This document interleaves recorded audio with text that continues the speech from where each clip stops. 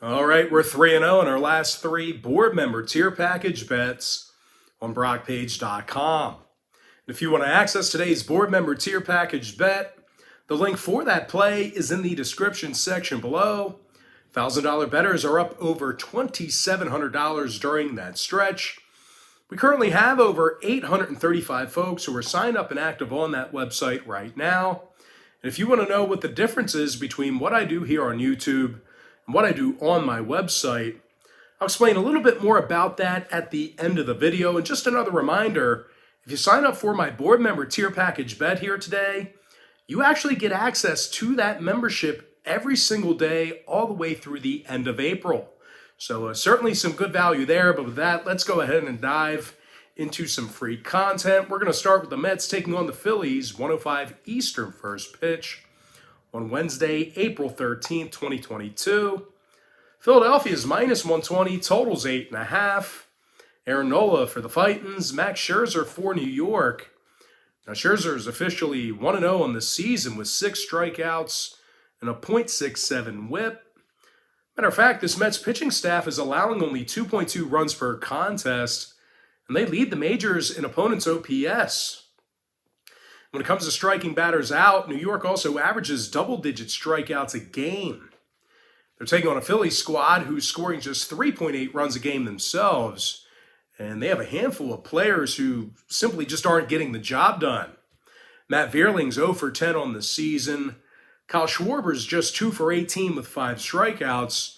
And when it comes to the production of Bryce Harper, well, he's gotten only 2 hits and 18 at-bats as well. Now, starting pitcher Aaron Nola, he also gave up a handful of runs in the opener, and he currently has a 6 ERA. When it comes to the total, the Phils are 4-1 to the under thus far in the season. Meanwhile, the Mets saw 5 out of their last 6 fall under the line themselves. I'm going to lean toward the New York Mets plus $1 and the under 8.5.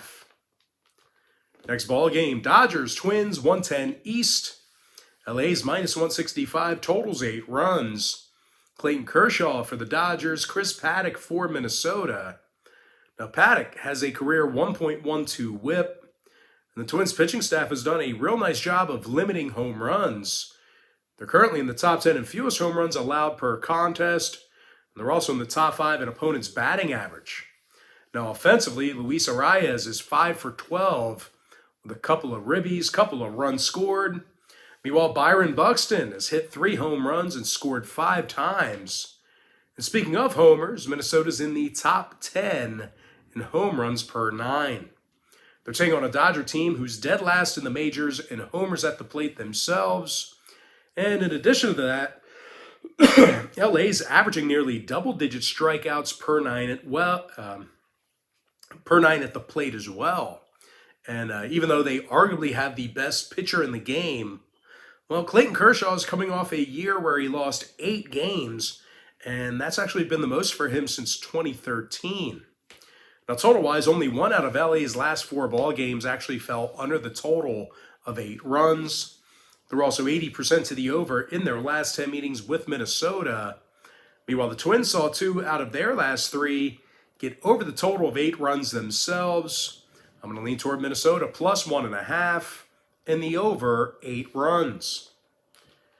Next ball game, it is going to be Red Sox versus the Tigers, 1:10 p.m. East. Boston's minus 130, total 7.5. Nathan Eovaldi for Boston, Eduardo Rodriguez for Detroit. Now, Ed-Rod's got a 6.75 ERA through just 4 innings of work already. And as a matter of fact, the Tigers are currently in the bottom 10 in runs allowed, and they're actually dead last in striking batters out. Meanwhile, offensively, the Tigers have been pretty bad at the plate as well. They're scoring only 2.8 runs a game, and they find themselves in the bottom 5 in the majors in batting average. Now, they're taking on a Boston team who allows only 3.8 runs a game themselves. They have Nathan Eovaldi on the bump for him here today. Nate struck out 7 in just 5 innings of work in the opener, and he has a 1.20 whip after just 1 start. Now, offensively, Rafael Devers has an OPS of 1.028. That's 4 RBI and 13 total bases for Rafi. Meanwhile, Alex Verdugo's 5 for 18 with a homer and 3 ribbies. Now, the Red Sox are currently in the top 10 in fewest strikeouts per 9 at the plate. When it comes to the total in this one, Boston's 4-1 at the under thus far in the year. Meanwhile, Detroit saw 3 out of their last 5 fall under the line themselves. I'm going to lean toward Boston minus 130 and the under 7.5. Next matchup, it is going to be Astros versus the Diamondbacks, 3:40 p.m. East. Houston's minus 155, totals 8.5. Framber Valdez for Houston, Merrill Kelly for Arizona. And even though Kelly had a pretty good opening day start, he is coming off a 7-11 season last year with a 4.44 ERA and a 1.29 WHIP. Now, the D-backs pitching staff is in the bottom 10 in opponents' batting average, and they're averaging only 6 strikeouts a game. Meanwhile, offensively, on the other side of things, these guys easily have the worst lineup in Major League Baseball right now. They're currently dead last in scoring, dead last in OPS. They're taking on Framber Valdez here today, who's 1-0 with a .45 WHIP.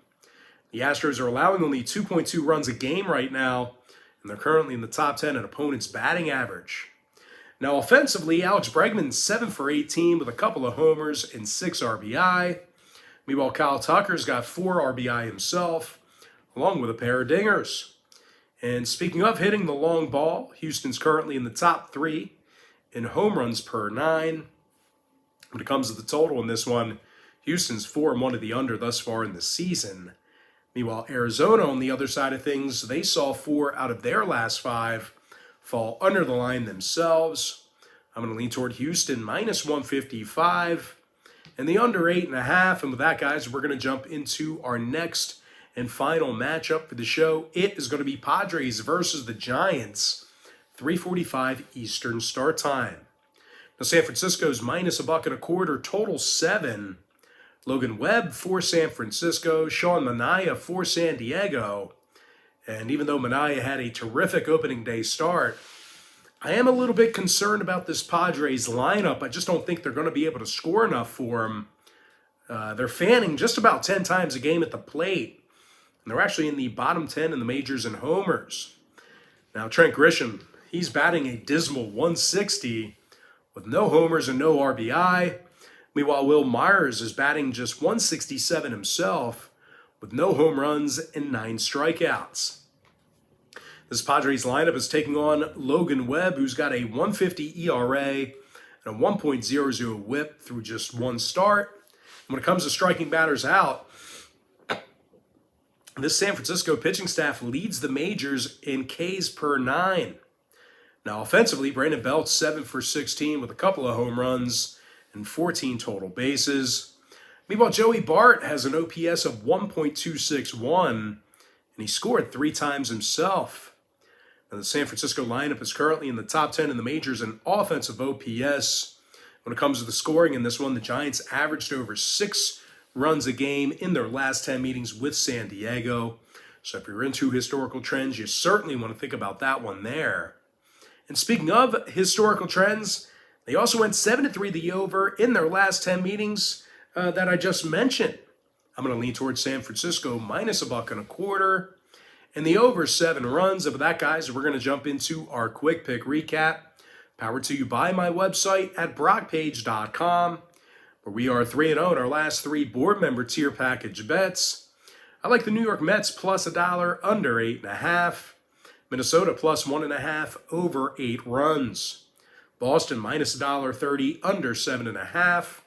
Houston minus $1.55 under 8.5 runs. And with that, we're going to jump into our next and final free pick for the video. That is going to be San Francisco minus $1.25 in the over 7 runs. And with that, guys, that's going to do it for me. Don't forget to check me out on Pt.2. Now, if you guys do end up getting a membership here today on my website, just keep in mind you're going to get billed the day you sign up and then the first of every month following that. So if you do end up getting a membership here today on Pt.2, you're going to get access to that content every single day all the way through the end of April. I always tell folks in every single video, the earlier in the month you sign up, the better. And guys, if you want to get access to every single bet that I give out on my website, you're going to want to sign up for my board member tier package. But most importantly, guys, got to thank you for joining me right here on YouTube. Really hope you enjoyed all this great free content, all this great free information. And with that said, guys, happy Wednesday to you. Happy hump day to you. And I look forward to our third installment in a couple of hours. And I also look forward to seeing you later on today on my website at Probables.com.